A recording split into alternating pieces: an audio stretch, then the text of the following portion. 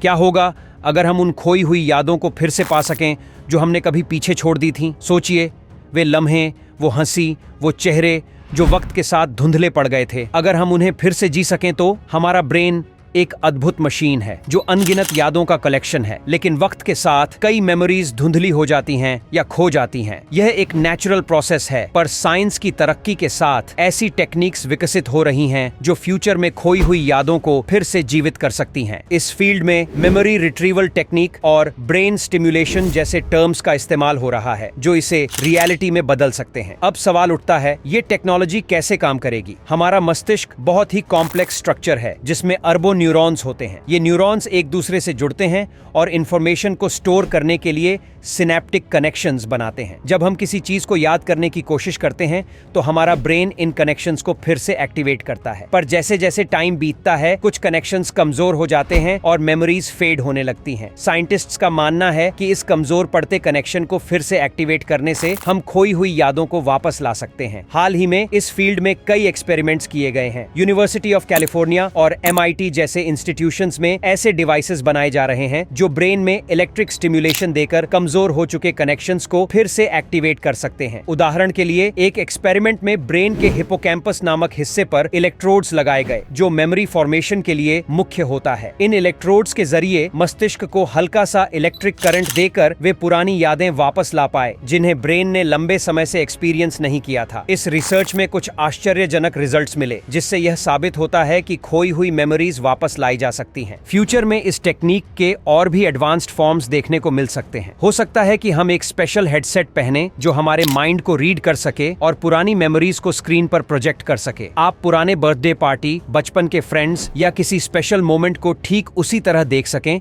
जैसे कि वह आपकी आंखों के सामने हो। एक तरह से यह टेक्निक आपको वर्चुअल रियलिटी और ब्रेन स्टिमुलेशन का संगम देगी जहां आप अपनी ही यादों के साथ दोबारा जी सकेंगे। सवाल उठता है, क्या यह सेफ है? मस्तिष्क के साथ किसी भी प्रकार की छेड़छाड़ बेहद सेंसिटिव है। हालांकि साइंटिस्ट्स इस बात का खास ध्यान रख रहे हैं कि किसी भी तरह का साइड इफेक्ट न हो। फिलहाल यह टेक्नोलॉजी सिर्फ लैबोरेटरीज में ही लिमिटेड है, लेकिन आने वाले वर्षों में जैसे जैसे रिसर्च आगे बढ़ेगा यह आम इंसान के लिए एक्सेसिबल हो सकती है। इस टेक्निक के कई बेनिफिट्स के साथ साथ कुछ कंसर्न्स भी हैं। उदाहरण के लिए, अगर किसी व्यक्ति को पेनफुल मेमोरीज वापस आ जाएं तो यह उसके मेंटल हेल्थ पर बुरा असर डाल सकता है। इसके अलावा कई लोग इसे अपनी प्राइवेसी के लिए थ्रेट के रूप में भी देख सकते हैं। क्या होगा अगर किसी की परमिशन के बिना उसकी मेमोरीज को एक्सेस किया जा सके? फिर भी अगर हम इस टेक्निक का सही यूटिलाइजेशन कर पाए तो यह हमारे लाइफ को